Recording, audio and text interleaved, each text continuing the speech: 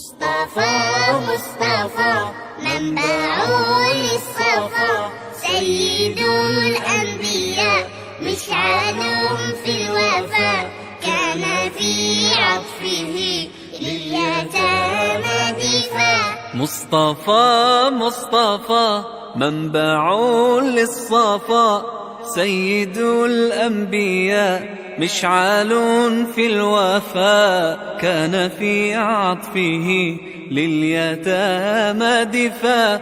حن قلبي له فاض شوقا إليه، ليس أرجو سوى شربة من يديه. الصلاة عليه والسلام عليه، للسماء ارتقى فأتى بالنقاء، وغدا وجهه نيرا مشرقا. كان من عفوه حين حان اللقاء، قال فلتذهبوا أنتم الطلقاء.